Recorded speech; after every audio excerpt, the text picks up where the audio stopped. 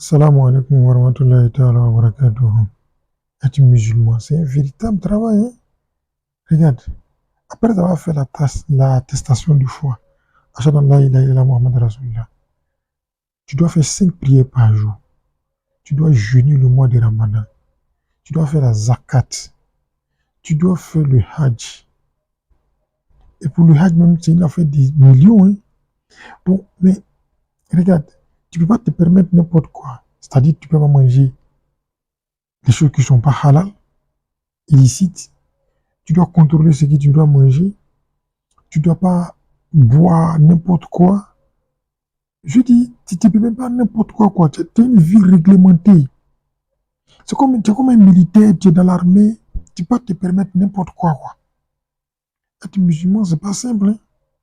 Mais tu vois, être musulman, c'est la différence entre un chômeur, bon, pas un chômeur, quelqu'un qui n'aime rien faire, que quelqu'un qui se bat pour avoir du boulot. Et vous allez voir qu'il y a plus de chômeurs que de travailleurs. Parce que c'est plus facile d'être chômeur que d'être travailleur. Il faut travailler, il faut avoir du courage. Et les gens aiment bien la facilité. Là où on les dit, ne fais rien. Quelqu'un a déjà fait tout pour toi là. Ça, les gens aiment bien ça. Mais bon, là n'est pas notre question. Tu vois, une fois que tu dis musulman, on peut te comparer comme un ouvrier, comme un sous-officier, comme je veux dire, un employé simple. Parce que tu as du boulot à faire, tu as vraiment du boulot à faire. Mais tu penses que c'est toi qui travailles plus que tout le monde. Pourtant, le chef de service qui est le croyant, tu travailles. Et tu travailles sur tes ordres. Et c'est pas quelqu'un qui ne fout rien, hein. Tu as l'impression que c'est quelqu'un qui ne travaille pas trop. Il a un gros salaire. Pourtant, sans lui, les ouvriers ne peuvent pas avancer. C'est pourquoi il y a une différence entre le musulman et le croyant. Maintenant, le croyant peut être considéré comme un chef d'entrée, un chef de service, tu vois, comme un officier, tu vois, non? Maintenant, quand tu prends le mot signe, c'est-à-dire celui qui rentre dans, il choisit d'être dans une voie spirituelle, c'est comme quelqu'un qui travaillait dans une entreprise qui décide du coup de ne plus travailler et puis de faire cavalier sur, c'est-à-dire il décide d'entreprendre, de faire un petit commerce, d'être à son propre compte. C'est-à-dire c'est pas quelqu'un qui va faire juste, je dis une grande entreprise, hein. Il essaie de juste construire sa maison, il finit, il démissionne, il va s'asseoir pour faire un petit commerce juste pour s'en sortir, pour joindre les deux bouts. Mais c'est pas quelqu'un qui cherche à faire un grand truc. Ça, c'est celui qui entre dans la voie spirituelle. Mais maintenant, ceux qui sont dans la voie spirituelle, il y a ceux-là qui sont, comme je veux dire, des PME, des chefs, des patrons de petites et moyennes entreprises. Et eux, ils sont, on peut les appeler comme les Moukadam, ils sont comme les officiers dans l'armée. C'est comme, tu vois, des petits entrepreneurs qui sont là, et eux, ils embauchent quelques personnes. Ils embauchent quelques personnes. Mais c'est pas facile d'entreprendre. Et donc, tu vas voir que les chers sont vraiment les big boss, quoi.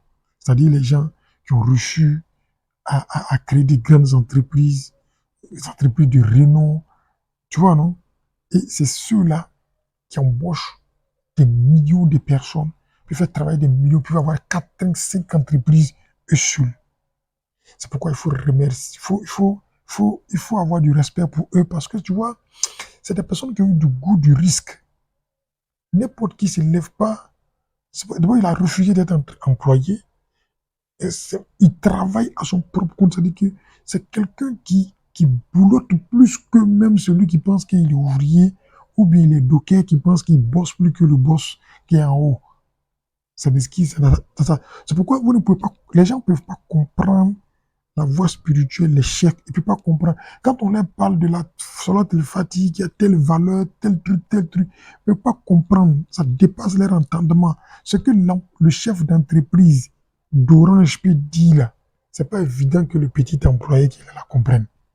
Lui, il se dit, quand il a ses 200 000, 300 000 francs par mois, non, lui, il est arrivé Pourtant que les gens sont en train de parler des millions. Mais lui pense que non, pour avoir millions, là, on fait tellement d'efforts qu'il n'ose même pas réfléchir à ça.